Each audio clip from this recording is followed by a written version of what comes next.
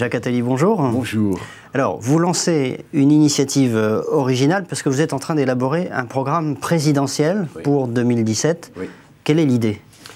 L'idée, c'est que ce pays a besoin de réformes, chacun le sait, et ce pays ne les décide pas. Et à mon avis, s'il ne les décide pas, c'est parce que les réformes dans ce pays ne peuvent être faites que juste après l'élection présidentielle, qui est un moment où le président et une assemblée avec lui, en général, il y a de la force pour le faire. Mais s'il ne le fait pas depuis plusieurs mandats, à mon avis, 4 ou 5 mandats même, c'est parce que les campagnes présidentielles ne se déroulent pas sur des programmes, mais sur des oppositions de personnes.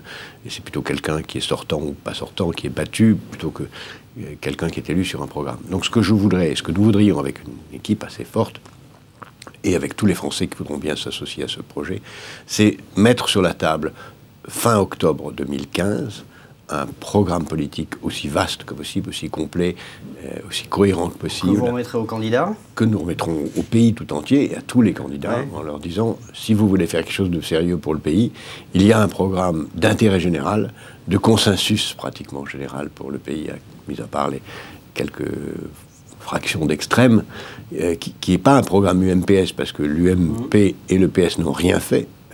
Et donc c'est quelque chose qui aurait pu être fait par l'un ou l'autre, mais qui n'a pas été fait et qui n'a pas besoin d'être fait par les extrêmes, ni de gauche ni de droite, mais qui pourrait être fait et qui vraiment mettrait le pays dans le chemin de la modernité dont il a besoin et dont il est capable.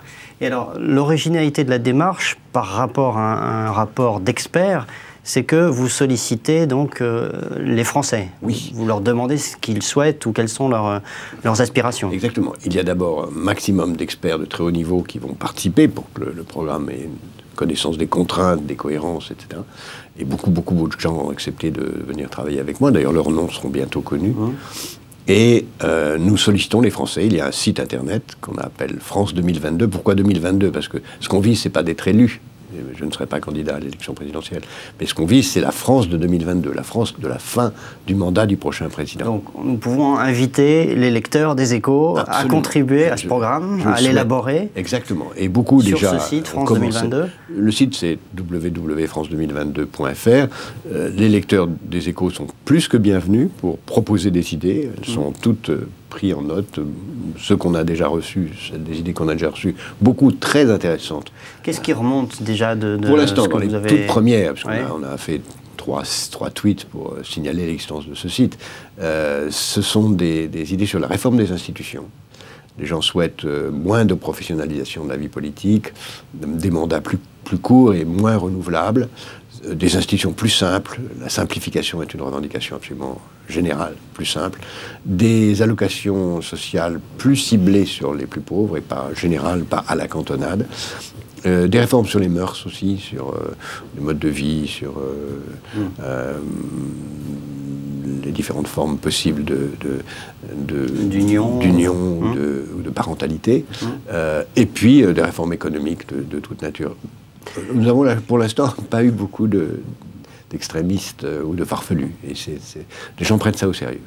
Et alors vous le disiez, pour faire passer des réformes dans ce pays, il faut vraiment, en quelque sorte, aller très vite en début de mandat, pratiquement gouverné par ordonnance, presque. Oui, par ordonnance ou par référendum, ou en tout cas avec une assemblée forte. C'est ce qu'on a fait en 1945, c'est ce qu'on a fait en 1958, c'est ce qu'on a fait en 1981, qui sont les 3 moments depuis la guerre où ce pays s'est réformé. Pour quelle raison, fondamentalement, ce pays n'est pas capable de se réformer sur des périodes plus longues? Je crois que ça tient à ce que c'est un pays qui n'aime pas la réforme, qui aime la révolution, parce que c'est un pays rural et non pas un pays maritime. Les pays maritimes aiment le changement qui vient de la mer, les pays ruraux aiment la continuité, donc ne se transforment qu'une façon brutale.